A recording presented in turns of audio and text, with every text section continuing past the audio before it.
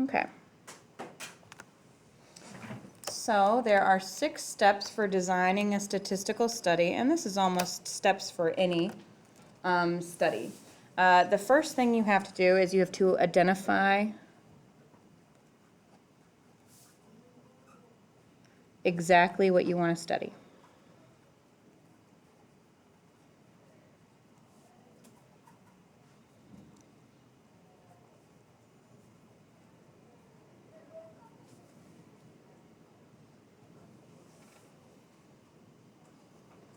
Which sometimes takes some actual thought, because you have to design an experiment that actually measures what you're trying to affect.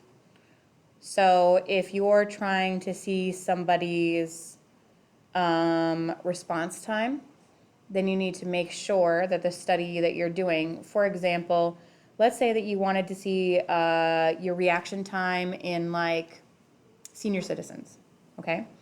So you go in with a tablet and you set up a game where they have to like move a thing and click it as fast as they can, okay? And you're like, okay, I'm gonna do response times. It's blinking here. How fast can you move that over to this spot, right? But what you don't realize is that a whole bunch of, not a whole bunch, but some of the senior citizens don't use tablets, don't use computers, and they have a big problem with technology. So now you're not really measuring their response times. Now you're measuring how comfortable they are with technology, and it would really make them appear like they have a really poor response time when actually they're just not sure how to use what's in front of them. So you have to design an experiment that actually identifies exactly what you want to study and uses it. The next is to develop a detailed plan.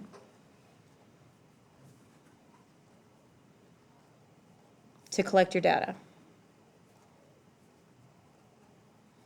Later in this class, we're going to be running at least 2 statistical studies, one comparing a group to a guess that you made about it, and the other comparing 2 different groups for whatever you want to do.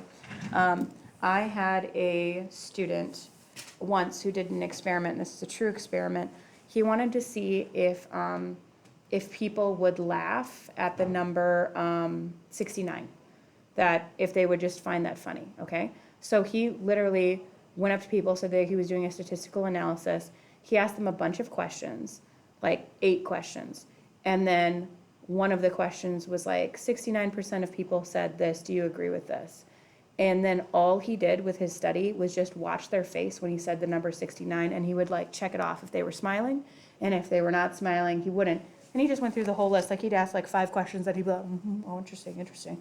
And then all he was watching for was that one number. It turned out to be a fantastic study.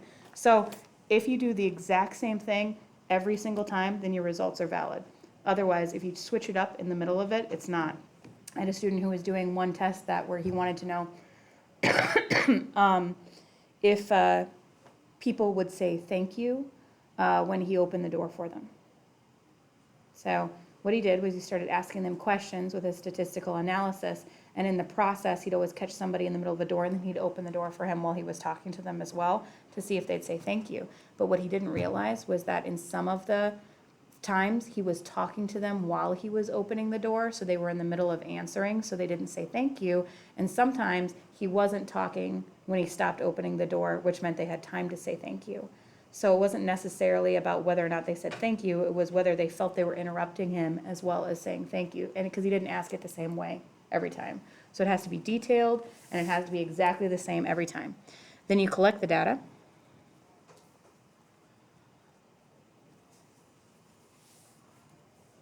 And then you describe the data. So this might be like charts or graphs or means or medians. This is all descriptive techniques.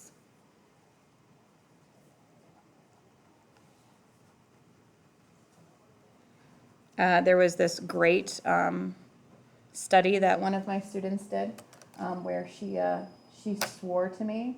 She was like, I promise you, after a rain, there are more worms on my driveway than any other worms in the neighborhood. I think there's a problem with my driveway. And I was like, no way. And she's like, yes, there are more worms on my driveway than ever.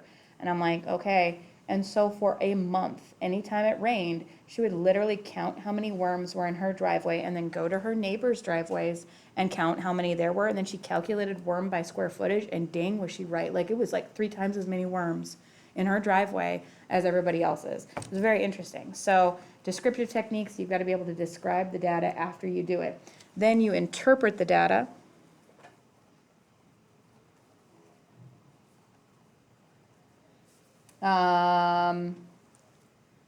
To make a conclusion about a population.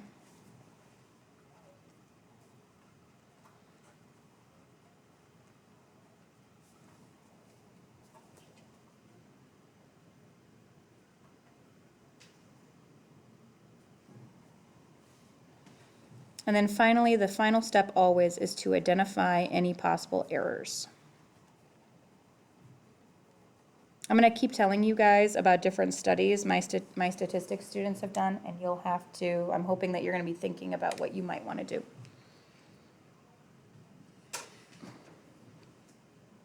All right, there are 4 ways to collect data: a simulation, a survey, an experiment, and an observational study. Anybody want to pick one of those and tell me about it? Go ahead. Is it a simulation something that's dangerous and you don't want to do it? Yep, so this is too dangerous or costly to do an experiment. A good example of that would be like crash test dummies. You don't want to put a family of 4 in a van and then drive them into a wall at 60 miles an hour and see how they do. We probably should put dummies in there and see how the dummies do. Or an earthquake.